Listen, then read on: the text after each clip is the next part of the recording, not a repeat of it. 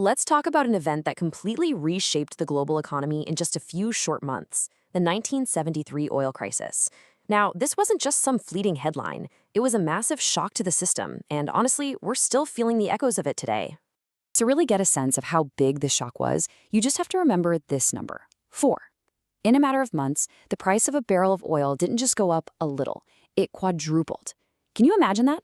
The cost of the single most important resource for, transportation and industry, multiplying by 4 almost overnight. The impact was absolutely immediate, and it was global. So that leads to the big question, right?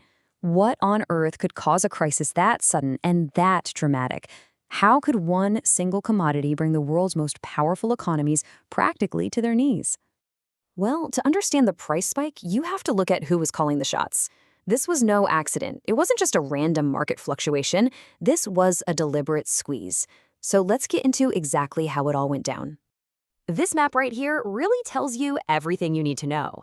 At the time, a small group of nations, you've probably heard of them, OPEC, the Organization of the Petroleum Exporting Countries, they controlled the vast majority of the world's oil production. This gave them an unbelievable amount of leverage over the entire global economy. So how did they use that power? Well, it all kicked off with the Yom Kippur War in the Middle East. And in response, the OPEC countries made a very calculated political decision. They decided to use oil as a weapon. They slashed production and they embargoed sales to certain countries. They were using their economic might to apply serious political pressure. And what happened next was a textbook example of basic economics, right? The law of supply and demand. Oil was essential for everything, so when the supply was suddenly choked off, but global demand was still incredibly high, the price could only go one way, straight up. This wasn't some complex theory. It was just raw economic power playing out on a global stage. Now, the consequences of this went way beyond just long lines at the gas pump. The price shock set off this huge economic domino effect, and it led to a really strange, paradoxical problem that left economists all over the world just scratching their heads.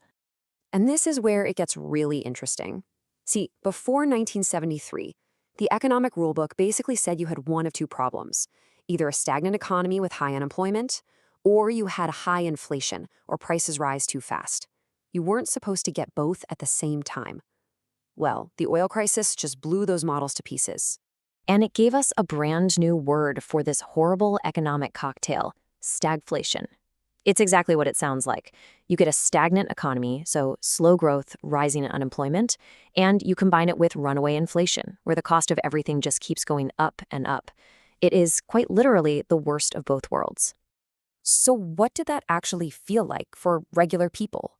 Well, it meant the price of your groceries, your commute, pretty much every product and service you can think of just soared. And at the exact same time, businesses were struggling, economic growth slowed to a crawl, and finding a job got a whole lot harder. But a shock this big, it forces you to react. The world couldn't just go back to business as usual. The crisis basically triggered decades of adaptation and change, all crammed into a really short period of time. A completely new energy playbook was written, almost overnight.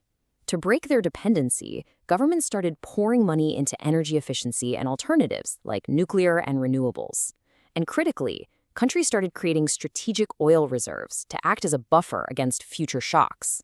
Even on the streets, you saw this huge shift towards smaller, more fuel-efficient cars. And just in case anyone thought this was a one-time thing, well, history delivered an encore performance. A second oil shock hit in the late 1970s, also tied to tensions in the Middle East, and it really drove the point home. Being over-dependent on a single energy source that's controlled by just a few countries was an unacceptable risk. So, after all of that, the crisis, the stagflation, the adaptation, what's the final takeaway? What's the enduring message from this whole chapter of history? The core lesson is really this. Strategic resources can influence so much more than just markets. They can affect the entire stability of the world economy. The crisis proved, without a doubt, that controlling a key resource like oil is a tool of immense geopolitical power, one that's capable of holding the world hostage. And that leaves us with one last big question.